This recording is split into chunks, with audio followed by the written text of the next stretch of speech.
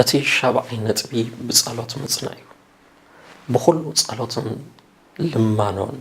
الناس اللهم يبلنا كل عينات صلاة لمانون ناب عوت الساقر يوت صلاة مالت كم تيز حلف زرعنا يو مس أملخ زلنا حبرت مالتيو مس أملخ زلنا ركب أملخ مس أملخ زلنا هيوت مسؤو كم أبوه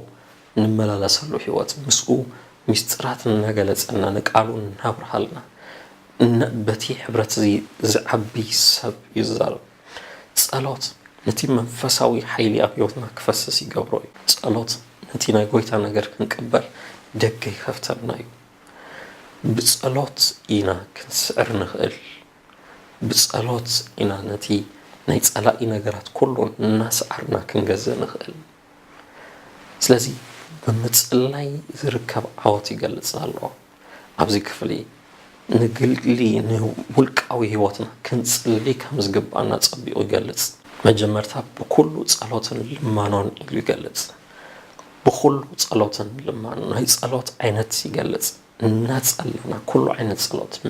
ناي مهللا صلوت ناي لمان صلوت منفساوي وغ زلو صلوت ካብ ጎይታ ንቕበለሉ መገዲ እንደና ለማ ንካልኦት ንጸልየሉ መገዲ ይገልጽ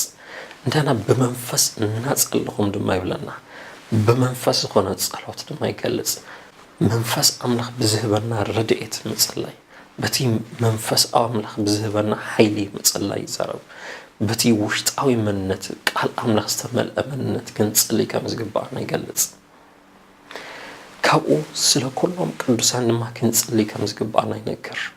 ስለ ካልኦት ጸሊና ንካልኦት ክነናክፍ ንካልኦት ክንረድ አማ ሰርቲን ዘለው ረድኤት ንዘልዮም አሕዋትና ናይ ቀረባ ሰባት ጸላኢ ገዚኦም ዘለው መጠቀሚ ናይ ሰይጣን ኮይኖም ዘለው ክንጽልየሎም ከምዝግባና ካብኡ ሓሊፍና ድማ ስለ ቅዱሳን ክንጽልይ ከምዝግባና ኣብ እምነት ስለዘለው ኣብ ውግእ ስለዘለው ረድኤት ስለዘልዮም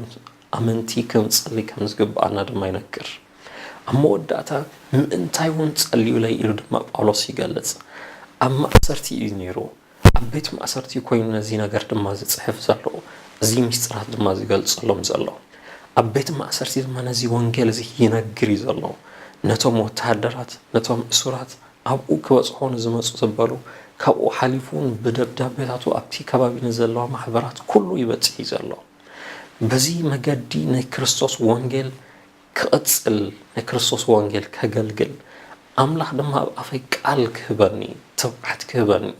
ጸልዩ ላይ ክብል ካሉ ንርኢ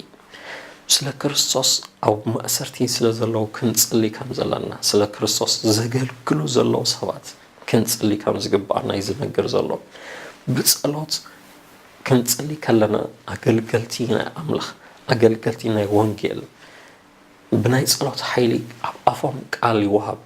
ብናይ ጸሎት ኃይሊ ረድኤት አምላክ ቢዮቶም ይገለጽ ንዘገልግል ዘበለ ኩሉ ጸሎት ክንጽልይ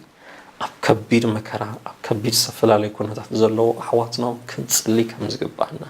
እዚ ክፍል ያነጽር ነገር ስለዚ ጸልዩ ይብለና በጸሎት ድማ ነቲ ናይ ጸላኢ አሰራርሓ ኩሉ ሰዓሮ ይዝብለና